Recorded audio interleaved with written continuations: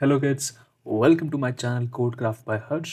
मेरा नाम है हर्ष प्रसाद और आप मुझे हर्ष भैया बुला सकते हैं। इस सीरीज़ में है आज हमारा लेक्चर नंबर 48 और हम देख रहे थे आपका chapter number 5 that is getting started with Python. और आज हम देखने वाले हैं क्वेश्चन नंबर 7 का पार्ट 2।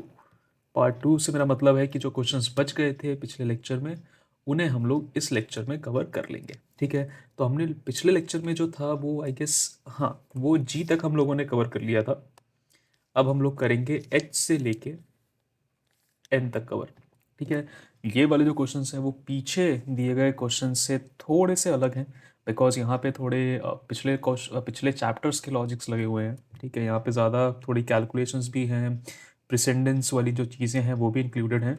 सो ये क्वेश्चन सॉल्व करने में बहुत मज़े आने वाले हैं। ठीक है, तो बस लॉजिक समझते रहना और देखो कितने प्यार से तुम लोग ये सारे क्वेश्चन सॉल्व कर लोगे। ठीक है, सो लेट्स गेट स्टार्टेड। सो यहाँ पे अगेन गिवन नंबर जो पिछले वाले पार्ट में था वो हमने यहाँ फिर से लिख लिया है कि इन केस अगर इसकी ज़रूरत पड़े तो, बट मोस्ट ऑफली नहीं पड़ेगी। सो आगे बढ़ते हैं। सो कैलकुलेशन एच जो कहता है वो कहता है नंबर को आप फ्लोट 10 कर दो। ठीक है, सो जो 10 जो है वो यहाँ पे क्या है, एक इंटीजर वैल्यू है। यहाँ पे हम लोग क्या लगा रहे हैं, फ्लोट फंक्शन लगा रहे हैं। तो जो ये इंटीजर 10 है वो फ्लोट में कन्वर्ट हो जाएगा। फ्लोट में कैसे कन्वर्ट हो जाएगा, पॉइंट के बाद एक जीरो लगा के इसको हम लोग आउटपुट दे देंगे and that's how it will be converted from integer to a float value. ठीक है, अच्छा एक चीज़ ध्यान रखना, अगर कोई वैल्यू, चलो आने वाले पार्ट में बता दूंगा अभी। ठीक है, वो आने ही वाला, लो आएगा। ठीक है, सो अब देखते हैं अगले पार्ट पे आई कैलकुलेशन। अब से बोला नंबर इंट 3.14। ठीक है, सो यहाँ 3.14 जो है वो एक स्ट्रिंग की तरह हमने यूज़ करी।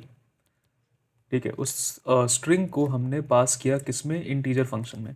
इंटीजर फंक्शन में पास किया तो हम लोग क्या एक्सपेक्ट कर रहे थे कि 3.14 का जो है वो इंटीजर कन्वर्ट हो जाएगा। ठीक है, बट ऐसा नहीं होगा। क्यों नहीं होगा, बिकॉज बिकॉज क्या है कि हम लोग कहीं भी मान लो जब हम लोग कन्वर्जन करते हैं ना तो इंटीजर से फ्लोट तो आराम से हो जाता है, पर फ्लोट से ना हम लोग इंटीजर में नहीं आ सकते। फ्लोट में अगर हम किसी भी फ्लोट वैल्यू को अगर इंटीजर फंक्शन के थ्रू अगर हम लोग कन्वर्ट करेंगे तो वो एरर जनरेट कर देगा, जो कि इस केस में होगा। ऐसा नहीं है फ्लोट का हम लोग कोई इंटीजर पार्ट नहीं ले सकते, ले सकते हैं। यानी कि अगर मान लो 3.14 है तो इसका हम 3 वाला पार्ट ले सकते हैं, लेकिन लेकिन इसके लिए क्या है, हमें दूसरे फंक्शंस यूज़ करने पड़ेंगे, नॉट इंटीजर फंक्शन। तो जैसे ही हम इस वैल्यू को, फ्लोट वैल्यू को इंटीजर में कन्वर्ट करने को बोलेंगे, ये एरर दे देगा। ठीक है, सो दैट इज़ वाई यहाँ पे जो आउटपुट जनरेट होगा वो आएगा एरर। और एरर क्या होगा, वैल्यू एरर, यानी कि जो वैल्यू पास कर रहे हो वो गलत है, यानी कि invalid literal for integer function with base 10। Base 10 क्यों होता है, ठीक है, हम बेस 10 मार के चलते हैं वहाँ पे। बेस क्यों होता है अभी इसके बारे में मत सोचो। ठीक है, बेसिकली बेसिस के बारे में तुम लोग ऑलरेडी पढ़ चुके हो ना, डेसिमल सिस्टम होता है बेस 10। अगर यही बेस 2 होता तो अलग वैल्यू आती। ठीक है, तो बस वही पिछले लेक्चर्स का जो है, पिछले चैप्टर्स का जो है उससे इसको ले लेना। ठीक है, तो 3.4 जो है वो आपकी एरर जनरेट कर देगा। आई गेस ये समझ आ गया होगा। चलते हैं अगले क्वेश्चन पे। दैट से कैलकुलेशन जो है print by string is equal to by. So ये क्या है आपका लॉजिकल एक्सप्रेशन। लॉजिकल एक्सप्रेशन है तो ये लॉजिकल एक्सप्रेशन क्या जनरेट करेगा, या तो ट्रू देगा या तो फॉल्स देगा। सो सिंस हमने पढ़ा हुआ है कि हमारी जो पाइथन होती है वो केस सेंसिटिव होती है।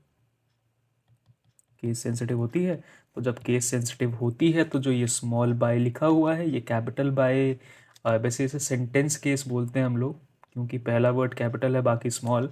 तो सेंटेंस केस क्या capital case all capital cases के बराबर है, जी नहीं। सो दैट इज़ वाई यहाँ पे जो आपका आउटपुट आएगा वो आएगा फॉल्स। ठीक है, कोई दिक्कत अगर है तो कमेंट सेक्शन में पूछ लेना, बट बहुत सिंपल तरीके से समझाया है, नहीं आनी चाहिए। ठीक है, अगले पार्ट पे चलते हैं, दैट इज के। सो यहाँ पे कैलकुलेशन जो है, ओके, अब यहाँ पे आ गया है प्रिंट 10 नॉट इक्वल टू 9। इसको हम लोग नॉट फंक्शन की तरह यूज़, नॉट फंक्शन पढ़ते हैं नॉट।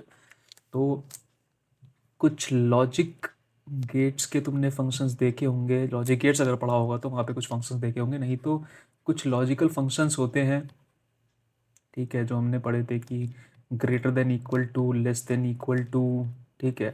फिर डबल ये इक्वल टू यानी कि इफ़, मतलब अगेन इज़ इक्वल टू, जो कि ये चेक करता है कि लेफ्ट हैंड साइड और राइट हैंड साइड जो वैल्यूज़ हैं क्या वो एग्जैक्ट सेम है, ठीक है। देन कम्स योर एंड और ऑपरेटर जो थे हम लोगों के, जो कंडीशन चेक करते हैं, ठीक है। सो इन सब चीज़ों के बारे में तुम्हें मैंने पढ़ाया है पिछले लेक्चर्स में, तो अगर नहीं याद तो एक बार जाके देख लेना, क्योंकि इसमें समझा दूंगा मैं अभी जब ये आने वाले पार्ट्स में आएंगे ये सब, बट बहुत डिटेल में एक्सप्लेन नहीं करने वाला यहाँ पे, ठीक है।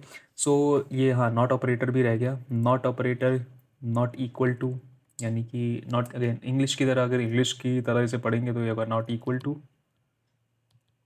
और it is not, simple not भी लिख सकते हैं, नॉट इक्वल टू भी लिख सकते हैं, ठीक है। तो आगे बढ़ते हैं।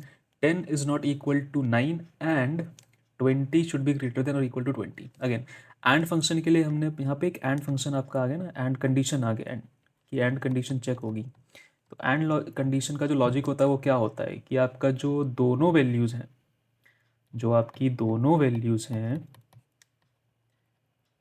उन दोनों को ट्रू होना होता है, तभी जो आपका आउटपुट है वो ट्रू होगा। दोनों वैल्यूज़ को ट्रू होना पड़ता है तभी आउटपुट ट्रू होगा।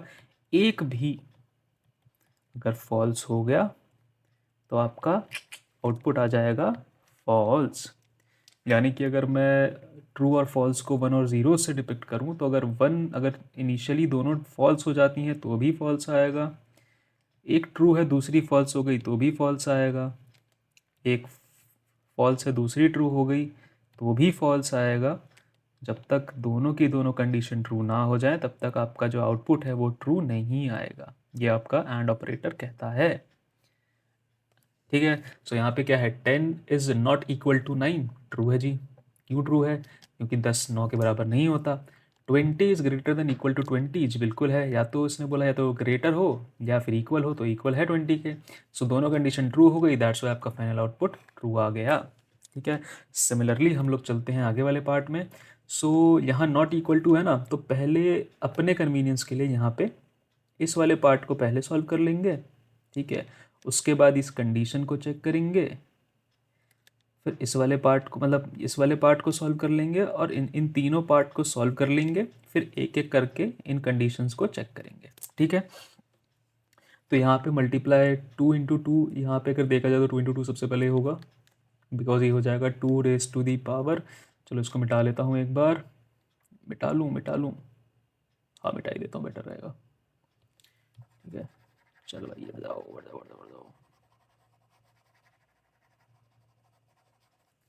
ठीक है। कौन सा दूसरा पहले लिख जाओ, ठीक है। तो यार 2 इंटू टू हो जाएगा 2 की पावर 4, दैट विल, सॉरी 2 की power 2, that will be equal to 4। Then आगे चलेंगे, 4 को हम लोग मल्टीप्लाई करेंगे 6 से, क्योंकि मल्टीप्लिकेशन की प्रेसिडेंस ज़्यादा होती है, तो ये हो जाएगा 24। फिर उसके अंदर हम लोग ऐड कर देंगे अगले स्टेप में 10, जो कि हो जाएगा 36। तो क्या 36 इज़ नॉट इक्वल टू ना, 36 इज़ नॉट इक्वल टू, पहले इसको भी ज़रा सॉल्व कर लें। तो 9 फ्लो डिवीजन हमने पिछले अभी लेक्चर में देखा था कि फ्लो डिवीजन पे क्या होता है कि जो लोअर वैल्यू आती है डिवीजन पे, हम लोग उसको देखते हैं, ठीक है। अगर कोई वैल्यू 3.12 या समथिंग आ रही है तो ये जो लोअर वाली वैल्यू है उसको लेंगे। तो अगर 4 को 9 से डिवाइड करेंगे तो हम लोगों का जो एक्सप्रेशन जाएगा वो 2 पॉइंट समथिंग जाएगा ना,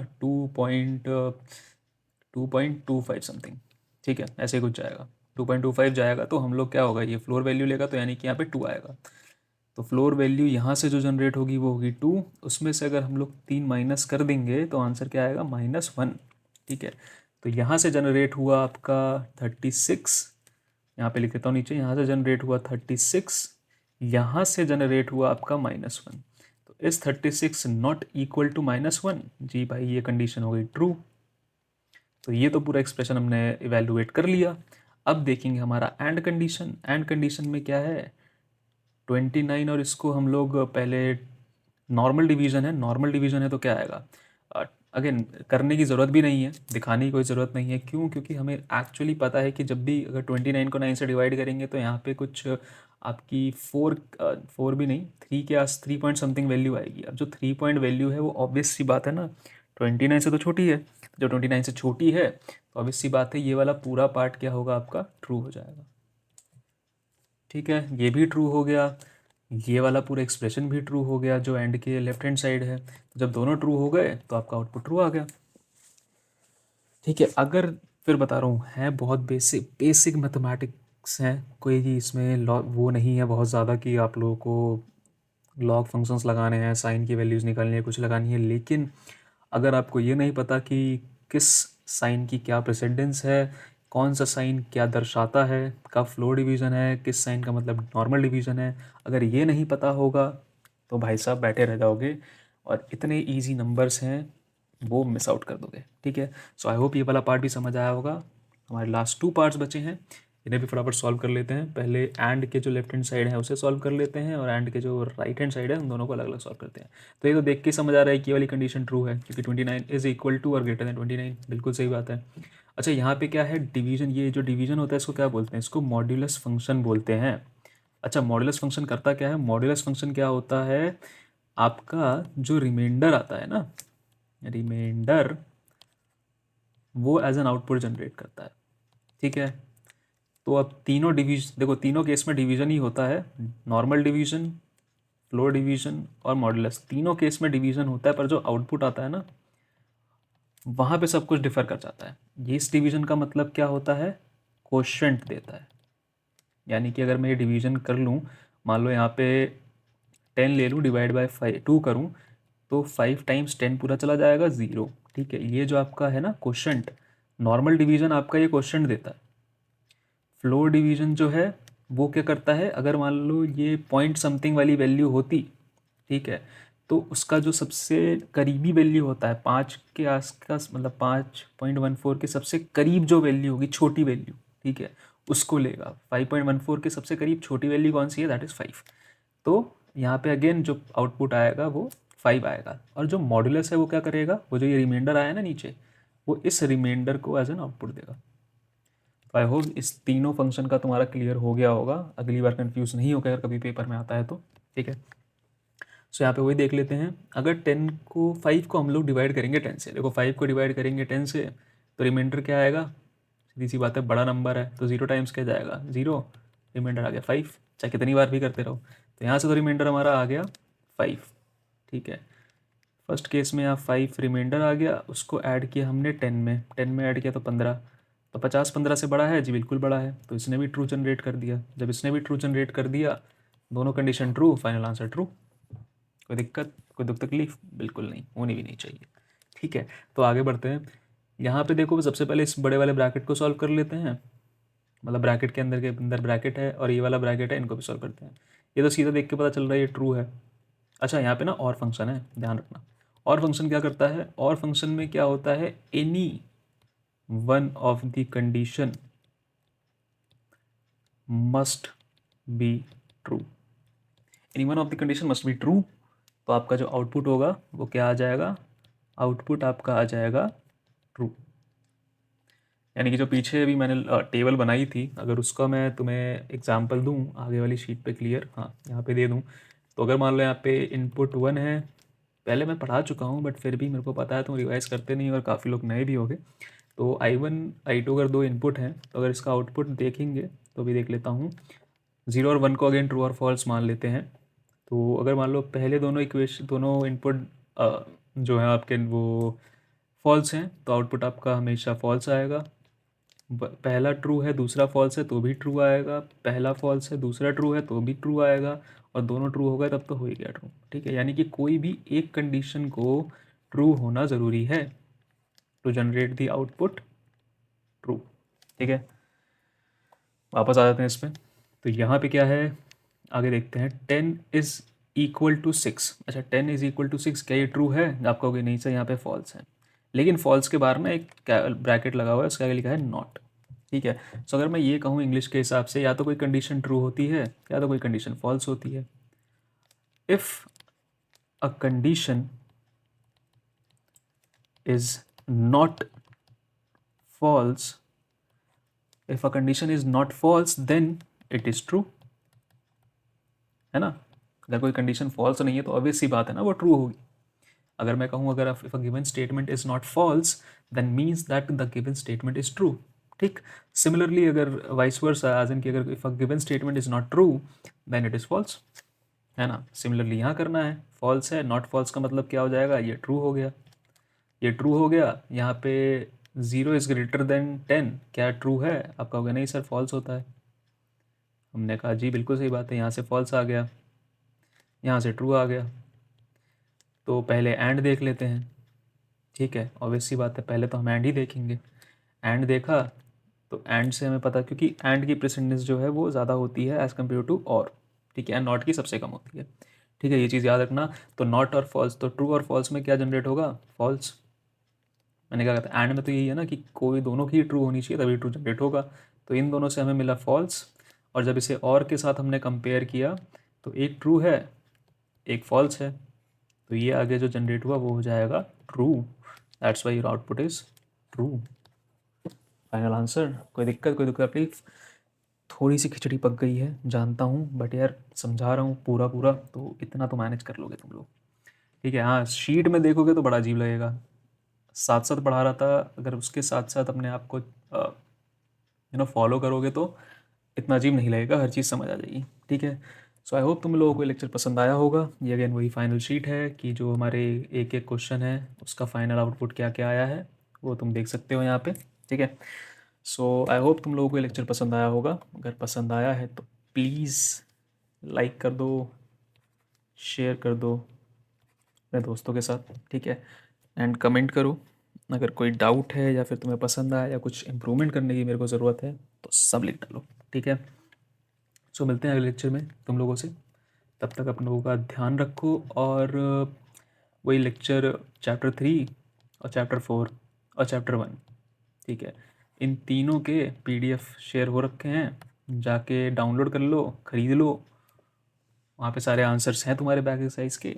और कुछ नहीं, बस अपना रिवीजन के लिए भी तुम लोग वहाँ से हेल्प ले सकते हो। ठीक है, so that's it from this lecture. मिलते हैं अगले लेक्चर में, तब तक के लिए टेक केयर बच्चा बाटी।